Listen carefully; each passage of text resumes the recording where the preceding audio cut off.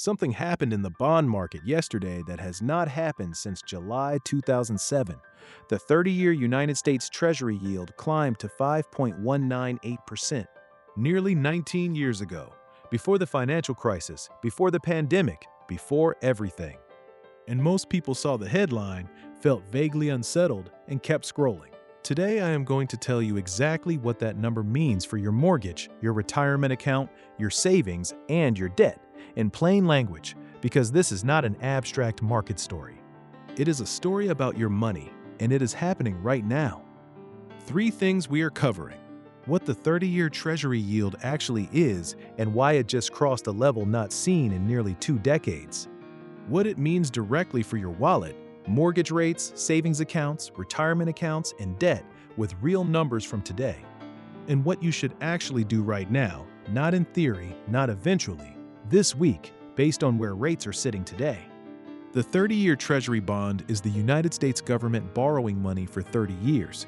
When you buy one, the government pays you interest, currently 5.198% per year, for 3 decades. That number matters far beyond the bond market itself. It is the anchor that almost every long-term interest rate in America is priced against. Your 30-year fixed mortgage rate is priced above it. The interest rate on corporate bonds is priced above it. The valuation of every stock in the S&P 500 is influenced by it. When the 30-year Treasury yield rises, borrowing gets more expensive everywhere. When it falls, borrowing gets cheaper everywhere. Right now, it is rising, and it rose yesterday to a level not seen since before the 2008 financial crisis. The 10-year Treasury, which directly shapes mortgage rates and auto loans, climbed to 4.687%. The reason driving both higher: inflation data is re-accelerating, oil prices tied to Middle East conflict are pushing costs higher, and bond investors are demanding more return to compensate for the risk of lending long-term money to a government running a record deficit. The 30-year fixed mortgage rate tracks closely with the 10-year Treasury yield, typically running 1.5 to 2 percentage points above it.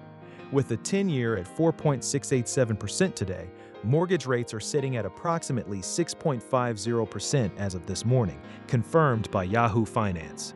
That is the rate on a new 30-year fixed mortgage right now. On a $400,000 home loan at 6.50%, your monthly payment is approximately $2,528. At 5%, the same loan costs $2,147. That difference is $381 per month, $4,572 per year, $137,160 over the life of the loan. If you are planning to buy a home, the longer you wait for rates to fall, the more uncertain that timeline becomes. The June 17th Fed meeting will be pivotal. If the committee signals rates are staying higher for longer, 6.5% may be the floor, not the ceiling. If you are already locked into a mortgage below 4%, your instinct not to sell is mathematically correct. Here is the side of this story most people miss. Rising yields are genuinely good for savers. When the 30-year Treasury hits 5.2%, high-yield savings accounts, money market funds, and short-term treasuries all respond. As of today, the best high-yield savings accounts are paying between 4.0% and 4.8% APY, fully FDIC insured. Short-term treasury bills, 3-month and 6-month, are currently yielding above 4.1%. You can buy them directly at treasurydirect.gov with no fee and no middleman.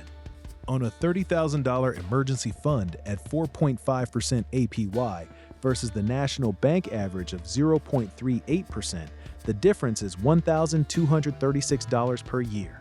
That is found money, sitting in an account requiring 0 risk and 0 market exposure. If your emergency fund is still sitting in a standard savings account at a big bank earning less than 1%, today's rate environment is giving you every reason to move it. The link is in the description. This is the scene your retirement account needs you to understand. When bond yields rise, bond prices fall. That is the inverse relationship that defines fixed income. If you are in your 30s or 40s, this is uncomfortable but not dangerous. You are buying into your retirement account every paycheck. Higher yields mean new bonds you buy pay more. The temporary drop in bond prices is replaced over time by higher income. If you are in your 50s or 60s, with more of your retirement portfolio in bonds, the current environment requires a specific response. Short-term bond holdings are more resilient than long-duration ones.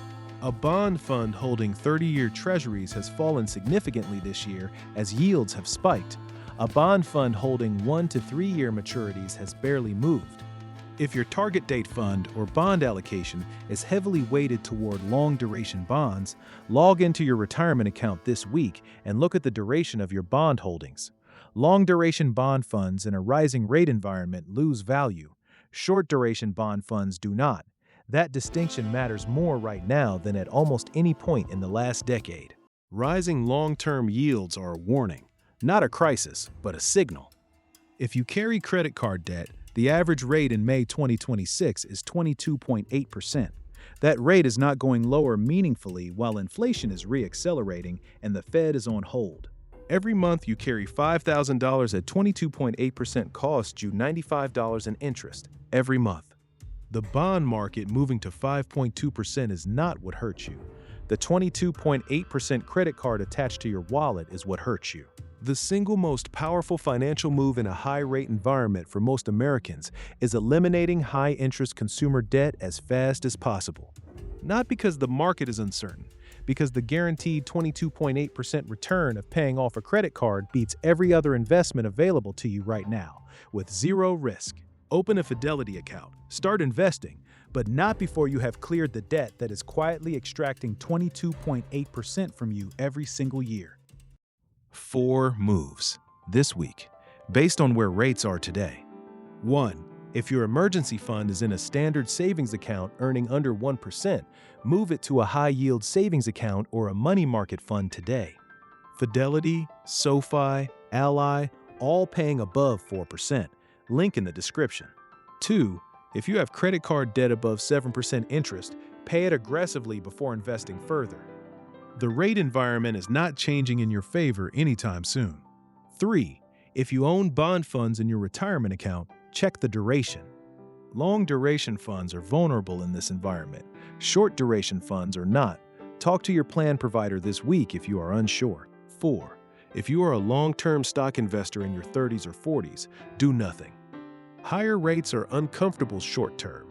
The S&P 500 has returned 10% per year on average through every rate environment in history. Your 20-year timeline absorbs this. Stay invested. Stay automated. Do not let a bond market headline interrupt a wealth-building plan built for decades. The 30-year Treasury hitting 5.2% is not the end of anything. It is a reset. The era of near-zero interest rates that defined the 2010s is genuinely over. The new reality, where money has a real cost again, actually rewards the behaviors this channel has always covered. Saving instead of spending, eliminating high-interest debt, holding index funds through volatility, building income that does not depend on what the Fed does next. The investors who understand what this number means and act on it correctly will look back at May 2026 as a moment of clarity, not a moment of panic. Drop the word rate check in the comments and tell me how you are positioning your money right now. I read every single one. And if this video helped you understand what happened in the bond market this week, hit like. It helps more people find this channel at exactly the moment they need it.